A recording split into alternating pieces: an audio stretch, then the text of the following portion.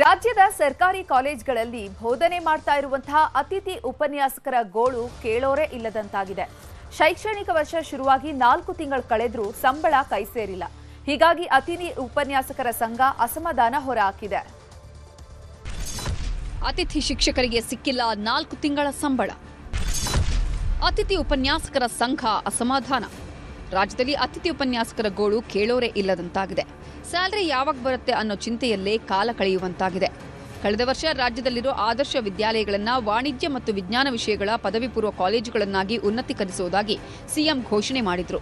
ಅದರಂತೆ ಈ ಶೈಕ್ಷಣಿಕ ವರ್ಷದಿಂದ ರಾಜ್ಯದಲ್ಲಿ 74 ಆದರ್ಶ ಪದವಿ ಪೂರ್ವ ಕಾಲೇಜುಗಳು ಹೊಸದಾಗಿ ಆರಂಭಗೊಂಡಿವೆ. ಅಲ್ಲದೆ 814 ಅತಿಥಿ ಉಪನ್ಯಾಸಕರನ್ನ ನೇಮಕ ಮಾಡಿಕೊಳ್ಳಲಾಗಿದೆ. ಆದರೆ ಜೂನ್ನಿಂದ ಕರ್ತವ್ಯ ನಿರ್ವಹಿಸುತ್ತಿರೋ ಅತಿಥಿ ಉಪನ್ಯಾಸಕರಿಗೆ ಸರ್ಕಾರ ವೇತನ ಪಾವತಿಸಿಲ್ಲ. ಇದರಿಂದ ಅತಿಥಿ ಉಪನ್ಯಾಸಕರ ಸಂಘ ಅಸಮಾಧಾನ ಹೊರಹಾಕಿದೆ. ಈ ಪದವಿ ಪೂರ್ವ ಕಾಲೇಜುಗಳಲ್ಲಿ ಸುಮಾರು 800ಕ್ಕೂ ಹೆಚ್ಚು ಅತಿಥಿ ಉಪನ್ಯಾಸಕರನ್ನ ಸೇವೆಗೆ ತಗೊಳ್ತು. ಆದರೆ ಇವತ್ತು ಬೇಜಾರಿನ ವಿಷಯ ಏನಂದರೆ, ಕಳೆದ 4 ತಿಂಗಳಾಗಿದೆ ಶೈಕ್ಷಣಿಕ ವರ್ಷ ಶುರುವಾಗಿ, ಇನ್ನೂ ಕೂಡ ಈ 800ಕ್ಕೂ ಹೆಚ್ಚು ಅತಿಥಿ ಉಪನ್ಯಾಸಕರಿಗೆ ₹1 ಕೂಡ ಸಂಬಳ ಸಿಕ್ಕಿಲ್ಲ. ಇವತ್ತು ಅದನ್ನು ಗೌರವಧನ ಅಂತ ಹೇಳುತ್ತೆ ಸರ್ಕಾರ. ಆದರೆ ಏನು ಗೌರವ ಇದೆ ಅತಿಥಿ ಉಪನ್ಯಾಸಕರಿಗೆ?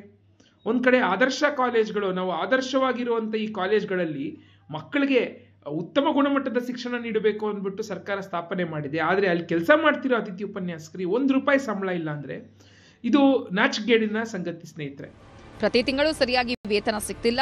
ಹೀಗಾಗಿ ಆದರ್ಶ ಕಾಲೇಜಿನ ಅತಿಥಿ ಉಪನ್ಯಾಸಕರಲ್ಲಿ ಕೆಲವರು ಪಾರ್ಟ್ ಟೈಮ್ ಜಾಬ್ ಮಾಡ್ತಿದ್ದಾರೆ. ಬೆಳಗ್ಗೆ ಕಾಲೇಜುಗಳಲ್ಲಿ ಪಾಠ ಮಾಡಿ ಸಂಜೆ ವೇಳೆಗೆ ಮತ್ತೊಂದು ಕೆಲಸ ಮಾಡ್ತಿದ್ದಾರೆ. ಅಧಿಕಾರಿಗಳು ಅನುದಾನ ಬಿಡುಗಡೆಯಾದ ನಂತರ ಗೌರವಧನ ಪಾವತಿ ಅಂತಿದ್ದಾರೆ. ಆದರೆ ಕೂಡಲೇ ಹಣ ಬಿಡುಗಡೆಗೆ ಅತಿಥಿ ಉಪನ್ಯಾಸಕರು ಆಗ್ರಹಿಸಿದ್ದಾರೆ.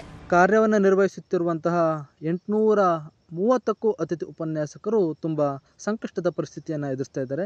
ಈ ಕೂಡಲೇ ಸರ್ಕಾರ ಎಚ್ಚೆತ್ತುಕೊಂಡು ಕಳೆದ 5 ತಿಂಗಳ ವೇತನವನ್ನು ಸರ್ಕಾರಿ ಆದರ್ಶ ಕಾಲೇಜಿನ ಅತಿಥಿ ಉಪನ್ಯಾಸಕರಿಗೆ ಬಿಡುಗಡೆ ಮಾಡಬೇಕೆಂದು ತಮ್ಮಲ್ಲಿ ಈ ಮೂಲಕ ಕೇಳಿಕೊಳ್ತಾ ಇದ್ದೇವೆ.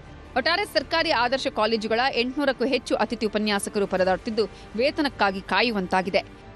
ಶರಣು ಹಂಪಿ, ನ್ಯೂಸ್ 18 ಬೆಂಗಳೂರು.